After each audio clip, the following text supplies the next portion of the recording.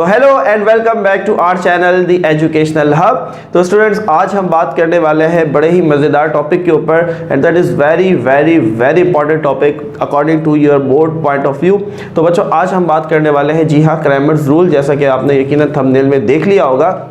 वैसे तो हमारे इस क्वेश्चन के अंदर दो चीज़ें हैं, find the solution bye matrix inversion method and Cramer's rule. तो बच्चों, हमारे पास दो मेथड होते हैं और दोनों का आंसर सेम आता है कि आप किसी भी मैट्रिक्स से अगर दो वैल्यूज कैलकुलेट करते हैं, एक x की और एक y की, तो उसके लिए आपके पास दो मेथड हैं। Number 1 is Cramer rule and number 2 is inversion method. लेकिन आज की इस वीडियो के अंदर हम इन दोनों क्वेश्चंस को बच्चों क्रैमर्स रूल के साथ सॉल्व करेंगे। नेक्स्ट जो वीडियो होगी हमारी वो इन्वर्जन से रिलेटेड होगी। कोशिश करेंगे कुछ प्रैक्टिस क्वेश्चंस भी आपको बाद में दें, जिससे आप इसको मजीद बेहतर करके, इसकी प्रैक्टिस करके मजीद क्रैमर्स रूल पर अबूर हासिल कर सके। So let's get started. This is Aliyan Malik, आप देख रहे हैं हमारा चैनल द एजुकेशनल हब। शुरू करते हैं भाई। सबसे पहले बच्चों, रूल नंबर 1 मेरे पास एक पहला क्वेश्चन है, पहले मैं इसको कॉपी कर लेता हूँ, साथ साथ रूल्स भी बताएंगे जिनका आपने ख्याल रखना है। ये क्वेश्चन काफ़ी इजी है, इसमें ज़्यादा हेर फेर नहीं है बच्चों। ये आपकी बुक के अंदर -4 अकेला दिया हुआ है, इसके साथ x आप खुद लगा देंगे, ठीक है, plus y which is equal to 28। चलो, अब बच्चों ऐसी कंडीशन आपको दी हुई होती है। अब जरा आपने ख्याल रखना, क्या ख्याल करना है भाई। सबसे पहले आपके पास x और जो y है बच्चों, ये आपके पास लेफ्ट हैंड साइड पर होने चाहिए। आई रिपीट, क्या कहा भाई मैंने कहा कि आपके पास x और y ये हमेशा लेफ्ट हैंड साइड के ऊपर होने चाहिए, ठीक है। और जो आपके पास कांस्टेंट है, कांस्टेंट यानी कि जो खाली नंबर है जिसके साथ कोई वेरिएबल नहीं है, जैसा कि ये 14 है, इसके साथ ना x है ना y है, इसी तरह ना ये 28 है, इसके साथ ना x है ना y है, तो इसे हम कहते हैं कांस्टेंट। जो कांस्टेंट है बच्चों, ये आपके पास राइट हैंड साइड के ऊपर होना चाहिए। यहां तक बात क्लियर है? बोलो भाई, बात क्लियर है? देखो, ये बहुत बहुत ज्यादा मैटर करते हैं बच्चों, ये छोटे छोटे स्टेप। क्वेश्चन जो है पेपर में आपको दे देंगे, ये y वहां ले जाएंगे, 28 यहां ले जाएंगे, बच्चे क्वेश्चन गलत करते हैं क्योंकि उनको ये पता ही नहीं होता। वो समझते हैं कि हमें बिल्कुल जो इक्वेशन दी हुई है ये बिल्कुल सही है, डायरेक्ट सॉल्यूशन शुरू कर दो, हमें तो क्रैमर्स रूल बहुत अच्छा आता है। ऐसा नहीं करना, आपने इन रूल्स को ध्यान में रखना है कि सबसे पहले x और y आपके पास लेफ्ट हैंड साइड पर होने चाहिए और जो कांस्टेंट है बच्चों वो राइट हैंड साइड के ऊपर होने चाहिए। नाउ द अदर स्टेप, अगला जो स्टेप है बच्चों, हम क्या करेंगे, लेफ्ट हैंड साइड से जो कांस्टेंट है, कांस्टेंट नहीं बेसिकली इनको कोफिशिएंट कहेंगे क्योंकि ये वेरिएबल के साथ हैं, तो फिर हम इनको कांस्टेंट नहीं कोफिशिएंट कहते हैं। जो खाली नंबर होता है उसको हम कांस्टेंट कहते हैं। तो आपने कोफिशिएंट अलग कर लेने, जरा देखो किस तरीके से। यहाँ क्या है 2, यहाँ क्या है -4 साइन के साथ, ठीक है। ये प्लस का 3 तो प्लस हम नहीं लगाते, और यहाँ कुछ नहीं है बच्चों तो 1 होगा। बोलो भाई, y के साथ कुछ नहीं है, 1 होगा, ये हमने अलग कर दिया। फिर हमने वेरिएबल्स अलग कर लेने बच्चों, तो हमारे पास यहाँ पर दो वेरिएबल इस्तेमाल हो रहे हैं, x और y, x और y, तो हमने इनको अलग कर लिया। नाउ फिर हमने कांस्टेंट को अलग करना है, किसको, कांस्टेंट को। तो कांस्टेंट दो ही है, 14 और 28। और से स्टेप्स को बच्चों देखते जाओ, नोट करते जाओ बच्चों। इसे हम कह देंगे A, ये हमारा A मैट्रिक्स है।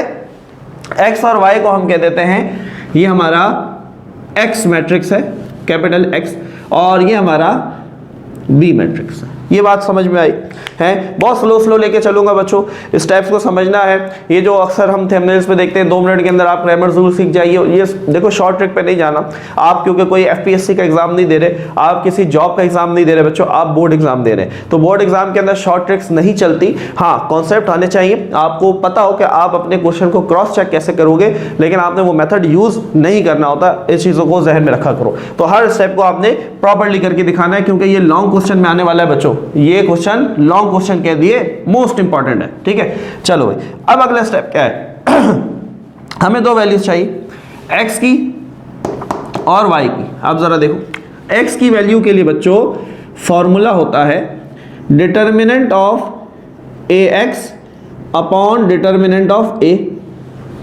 वेयर एज y के लिए फॉर्मूला होता है determinant of ay upon determinant of a। अब तुम ये देखो बच्चों कि डिटर्मिनेंट ऑफ a यहां पर भी आ रहा है, डिटर्मिनेंट ऑफ a यहां पर भी आ रहा है। तो इसका मतलब ये कि सबसे पहले हम क्या फाइंड करेंगे भाई, सबसे पहले हम डिटर्मिनेंट ऑफ a फाइंड करेंगे। चलो भाई, डिटर्मिनेंट के लिए हम ऐसे स्ट्रेट लाइंस ड्रॉ करते हैं। सो ये आ गया 2 - 4 3 और 1। डिटर्मिनेंट निकालने का तरीका पिछली वीडियो में बहुत दफ़ा बताया, 2 ब्रैकेट माइनस 2 ब्रैकेट, ठीक है। शुरू की 2 ब्रैकेट में क्या होगा भाई, ये दोनों क्रॉस मल्टीप्लाई होंगे 2 और 1, और दूसरे में ये 2 मल्टीप्लाई होंगे 3 और -4। चलो भाई 2 1 ज़ा 2 माइनस माइनस प्लस 4 3 ज़ा 12। तो डिटर्मिनेंट ऑफ ए बच्चों क्या आया हमारे पास 14। क्या आया भाई 14। अब यहां पर बच्चों एक चीज को लिख लो, याद कर लो, एमसीक्यूज में भी आ सकता है। क्या वो ये कि आपका अगर डिटर्मिनेंट ऑफ ए 0 हो जाए तो ये क्वेश्चन आगे सॉल्व नहीं हो सकता। मैंने क्या कहा, मैंने कहा कि अगर आपके पास ये डिटर्मिनेंट ऑफ ए 0 आ जाए बच्चों, 0 आ जाए तो ये क्वेश्चन क्रैमर्स रूल का आगे सॉल्व नहीं हो सकता। यही आपका आंसर होगा।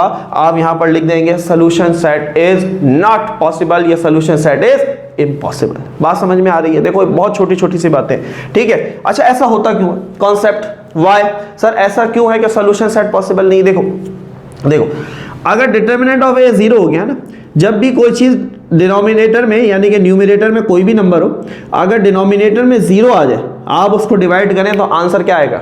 आंसर क्या आएगा? बच्चे कहेंगे सर 0 नहीं, आंसर आएगा इन्फिनिटी। इन्फिनिटी नहीं समझे? नहीं समझो कॉन्सेप्ट आना चाहिए यार। 3/0 में और 0/3 में क्या फर्क है? अरे सर कहाँ फंसा दिया? फंसाया नहीं है बच्चों, यही कॉन्सेप्ट है, यही कॉन्सेप्ट है। 0 इज्जत है, 0 की इज्जत है, 0 ऊपर आना चाहिए। अगर आप 0 न्यूमरेटर में है और कोई भी दुनिया का नंबर नीचे है डिनोमिनेटर में, तो आंसर 0 आएगा। चाहो तो कैलकुलेटर उठा के देख लो। अब कैलकुलेटर उठाकर ये भी देखो, 3 को डिवाइड करो 0 से, डिनोमिनेटर में 0 ले जाओ, your calculator will say syntax error, math error, why answer is infinity. अरे भाई इतना इतना इतना इतना छोटा आंसर है, हम उसको कैलकुलेट ही नहीं कर सकते। मजे की बात है। तो देखो 0 नहीं आना चाहिए नीचे। अगर ये डिटर्मिनेंट 0 हो गया तो आंसर क्या हो जाएगा? इन्फिनिटी। तो सॉल्यूशन सेट इज इम्पॉसिबल। मजा आया? बात समझ में? देखो काम की चीजें सिखाएंगे, काम की चीजें आपको बताएंगे और कॉन्सेप्ट के साथ, ठीक है। जल्दबाजी नहीं। कुछ बच्चे कहते हैं सर आपकी वीडियो काफी लंबी होती है। बेटा कॉन्सेप्ट्स होते हैं, कॉन्सेप्ट्स होते हैं। कॉन्सेप्ट नहीं लेने, आप कहीं और देखो, सीखो, सीख तो जाओगे लेकिन कॉन्सेप्ट नहीं आएंगे। कॉन्सेप्ट आने चाहिए। कामयाब होना चाहते हो, कॉन्सेप्ट आने चाहिए। अच्छा जी आ गया आपने। What about A x? अब हमें डिटर्मिनेंट ऑफ ए एक्स चाहिए। जरा पहले देखो कैसे। हम पहले ए एक्स लिखते हैं, बहुत आसान सी बात है। देखो मुझे ये बताओ 2 4 3 और 1 में से 2 4 3 और 1 में से x के कोफिशिएंट कौन? और से सुनना, मैंने कहा 2 4 -4 मतलब 3 और 1, इनमें x के कोफिशिएंट कौन से? तो आप कहेंगे सर 2 और -4। क्यों? x के साथ 2 था, x के साथ -4 था। बोलो भाई था। जब आप ax निकालेंगे बच्चों तो ये जो x वाले कोफिशिएंट हैं इनको उड़ा देंगे, इनको डिलीट कर देंगे, इनकी जगह पर ये कांस्टेंट आ जाएंगे 14 और 28। 14 और बोलो भाई 28। और ये जो y वाले हैं ये ऐसे ही रहेंगे, ये ऐसे ही रहेंगे। अब बात समझ में आई? ये हमारे पास ax का मैट्रिक्स आ गया। अब हम डिटर्मिनेंट ऑफ ax निकालेंगे। हाँ भाई, डिटर्मिनेंट में 2 स्ट्रेट लाइंस 14 3 28 और 1। चलो भाई 2 ब्रैकेट माइनस 2 ब्रैकेट, ये फॉर्मूला है, ठीक है। 14 और 1 आपस में मल्टीप्लाई, 28 और 3 आपस में हो जाएंगे। तो 14 1 ज़ा 14 माइनस 28 3 ज़ा, तो 20 30 60 और 90, 90 में से 2 4 6 कम कर दिए 84। क्लियर है? चलो भाई ए एक्स डिटर्मिनेंट बराबर है 84 में से 4 चले गए 80 और 70, लेकिन 84 बढ़ा तो माइनस का 70। तो ये हमने बच्चों डिटर्मिनेंट ऑफ ए एक्स निकाल लिया। क्या निकाला भाई? Determinant of A x. तो क्यों ना अब ए वाई की बात की जाए। चलो भाई अब ए वाई निकालते हैं। ये आप सीक्वेंस में ऐसे ही काम करते जाएंगे इसके नीचे, फिर ए वाई और सो ऑन, ठीक है। चलो भाई क्या होगा बच्चों, अब ए वाई के अंदर जो वाई के कोफिशिएंट थे, वाई के कोफिशिएंट कौन थे, 3 और 1, ये उड़ जाएंगे, -2 और -4 अपनी जगह, ठीक है। y के जो हमारे पास कोफिशिएंट थे ये उड़ जाएंगे और इनकी जगह कांस्टेंट आ जाएगा 14 और 28। बोलो भाई बात समझ में आई, बात समझ में आ रही है, कॉन्सेप्ट आ रहा है। जब ax निकालेंगे तो x वाले जो कोफिशिएंट थे ये उड़ गए, इनकी जगह कांस्टेंट ने ले ली और y वाले एज इट इज रहे। एक बात और भी याद रखनी है, एक बात और भी याद रखनी है, और वो क्या है, जब आप इनको सीक्वेंस देंगे कि आपके पास लेफ्ट साइड पर x और y होने चाहिए, जो कि मैंने आपको स्टेप नंबर 1 बताया, ये भी देखना है आपने बच्चों कि x के नीचे x होना चाहिए और y के नीचे y होना चाहिए, अदरवाइज आंसर में गलती होने का चांस बहुत ज़्यादा बढ़ जाएगा, ठीक है। चलो भाई आओ डिटर्मिनेंट निकालते हैं। So determinant of A Y is equal to, दो स्ट्रेट लाइन्स ड्रॉ की, 2 - 4 14 और 28, यहां नीचे लिख रहे हैं 2 ब्रैकेट माइनस 2 ब्रैकेट, 28 और 2 मल्टीप्लाई हो जाएंगे 14 और माइनस का 4। चलो भाई 30 और 30 60, 60 में से 4 कम 56। चलो भाई माइनस माइनस प्लस, 14 4 ज़ा 4 4 ज़ा 16, 4 1 ज़ा 4 और 5 56। चलो भाई तो 56 और 56 कितने हुए, 6 और 6 12, 6 और 5 11, 112। सो डिटर्मिनेंट ऑफ ए वाई बच्चों हमने कैलकुलेट कर लिया 112। बोलो भाई यहाँ तक बात क्लियर है, क्लियर है, आगे बढ़ें, आगे बढ़ें। चलो ज़रा चेक करते हैं कि अब हमने इसको वैल्यूज़ में पुट कैसे करना है बच्चों। तो बच्चों हम फॉर्मूले के ऊपर वापस आते हैं। देखो भाई x का फॉर्मूला क्या था, मैं ज़रा यहाँ से इसको यहाँ से शुरू कर रहा हूँ ताकि ये क्लियर हो जाए आपको। चलो भाई आपने उसी के नीचे समझ लो कंटिन्यू कर रहे हैं, ठीक है। x का फॉर्मूला था determinant of A x upon determinant of A, ये था। वैल्यू पुट करते हैं भाई, डिटर्मिनेंट ऑफ ए एक्स क्या आया हमारे पास, माइनस का 70 अपॉन डिटर्मिनेंट ऑफ ए क्या था 14, ठीक है। 14 1 ज़ा 14, 14 5 ज़ा 70, तो x क्या आया बच्चों माइनस का 5। आपकी बुक के अंदर प्लस का 5 गिवन है जो कि गलत आंसर है, ये माइनस का 5 आएगा। क्लियर है बात, क्लियर है। अब आ जाते हैं y के ऊपर। y के लिए क्या करना है भाई, A Y upon determinant of A, value put करते हैं। डिटर्मिनेंट ऑफ y की वैल्यू क्या आई भाई 112 अपॉन डिटर्मिनेंट ऑफ ए क्या था 14, 14 1 ज़ा 14, 8 ज़ा 112, तो y इज इक्वल टू 8।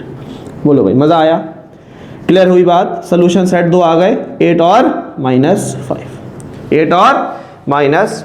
बोलो ईमानदारी से बताओ क्रैमर्स रूल समझ हुआ, क्लियर हुई बात। ये हमने एक क्वेश्चन किया बच्चों क्रैमर रूल का, और मैंने कोशिश की कि हम बिल्कुल डीप में जाए, एक एक स्टेप को डिस्कस करें।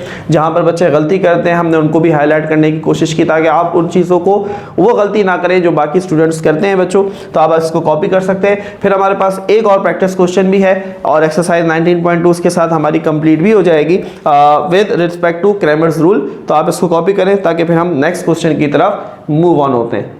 सो now student we have our second question of Cramer rule.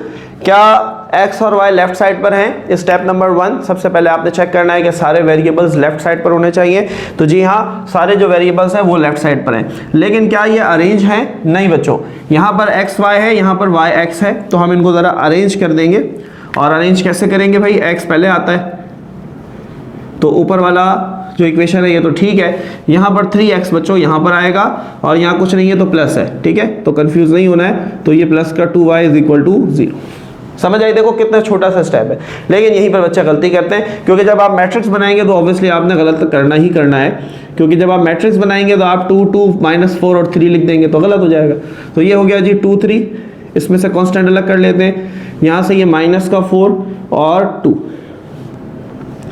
Variable 2 हैं x और y, और हमारे पास कांस्टेंट भी 2 हैं -12 और 0। चलो भाई तो ये हमारे पास होता है मैट्रिक्स A, ये हमारे पास होता है मैट्रिक्स X और ये हमारे पास होता है मैट्रिक्स B। क्लियर? फॉर्मूला हम यहाँ लिख लेते हैं। X के लिए हमें चाहिए determinant of AX upon determinant of A, ठीक है, थोड़ी जगह छोड़ देते हैं, इधर ही सॉल्व करेंगे।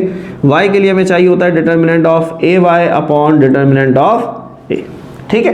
तो सबसे पहले हम डिटर्मिनेंट ऑफ A निकालते हैं, जैसा कि हम जानते हैं, क्योंकि अगर ये 0 आ जाता है तो सवाल यहीं पर ख़त्म हो जाता है, और नहीं आता तो फिर हम इसको आगे सॉल्व करते हैं। डिटर्मिनेंट के दो स्टेट्स लाइन ड्रॉ की, 2 3 -4 और 2। चलो भाई, 2 ब्रैकेट माइनस 2 ब्रैकेट, ये फॉर्मूला है 2/2 का डिटर्मिनेंट के लिए। 2 और 2 मल्टीप्लाई हुए, -4 और 3 मल्टीप्लाई हुआ, determinant of A is equal to 2 2 = 4, minus minus हो गया प्लस, 4 3 = 12, तो 12 और 4 16। तो डिटर्मिनेंट ऑफ A बच्चों क्या आया हमारे पास 16, और ये 0 के बराबर नहीं आया है, इसके मतलब ये है कि कहानी आगे चलने वाली है, ठीक है। चलो ज़रा इसको कॉपी कर लो, ये साइड में थोड़ा सा इरेज कर दूंगा ताकि हम फिर प्रॉपर्ली काम करें। चलो जल्दी से कॉपी कर लो, या चलो अभी हमें फिर ज़रूरत होगी X और Y की, तो अभी चलाते हैं काम। चलो भाई, तो सबसे पहले हम अब आ जाते हैं AX के ऊपर, ठीक है। हाँ भाई, AX के अंदर क्या करेंगे बच्चों, X वाला कौन है, 2 और 3, ये उड़ जाएगा, इसकी जगह आ जाएगा -12 और 0, ठीक है। और Y वाला ऐसे ही रहेगा, -4 और 2। चलो भाई डिटर्मिनेंट निकालते, तो AX का डिटर्मिनेंट बराबर है, डिटर्मिनेंट लगाया, -12 0, -4 और 2। चलो अब यहाँ आ जाते हैं, तो डिटर्मिनेंट ऑफ AX, हाँ भाई क्या होगा, 2 ब्रैकेट माइनस 2 ब्रैकेट, तो ये है -12 और 2, ठीक है, -4 और 0। चलो भाई, minus plus minus, 12 2 = 24, minus minus plus, 4 0 = 0। तो डिटर्मिनेंट ऑफ AX बच्चों क्या आया, माइनस का 24। क्लियर है भाई, बात समझ में आ रहा है? आगे बढ़े नाउ। अब हम आ जाते हैं सबसे पहले AY। देखो डायरेक्ट डिटर्मिनेंट ऑफ AY नहीं लिखना, पहले आपने मैट्रिक्स बनानी है, फिर आपने डिटर्मिनेंट अप्लाई करना है। हाँ भाई, AY के लिए जो Y वाले थे कौन था, -4 और 2, ये उड़ जाएगा, 2 और 3 ऐसी रहा अपनी जगह पर, ठीक है। और -4 और 2 की जगह क्या आ जाएगा, -12 और 0। अब आप डिटर्मिनेंट लगाएंगे AY के साथ, तो यहाँ पर भी डिटर्मिनेंट आ जाएगा कुछ इस तरीके से, ठीक है। तो 2 3 -12 और 0। So determinant of AY, 2 bracket minus 2 bracket, चलिए जी, 2 और 0, -12 और 3।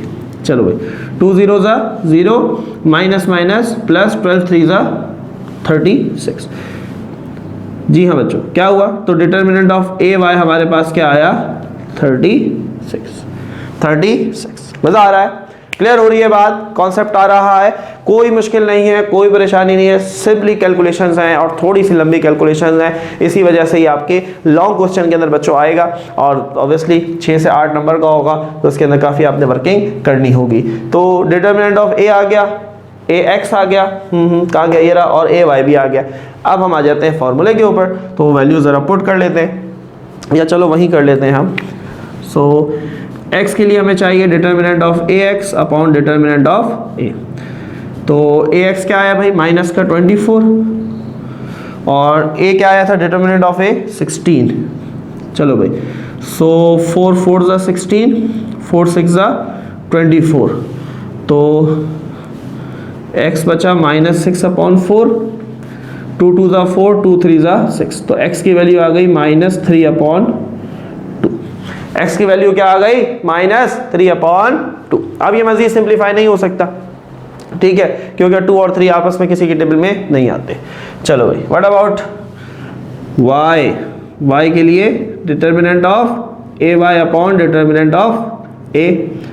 हाँ भाई, डिटर्मिनेंट ऑफ AY क्या आया बच्चों, 36, और डिटर्मिनेंट ऑफ A क्या है हमारे पास, 16, तो ये 16 ऐसे ही आ गया। 4 के टेबल से ही जाते हैं, 4 4 36, सो y इज इक्वल टू 9/4।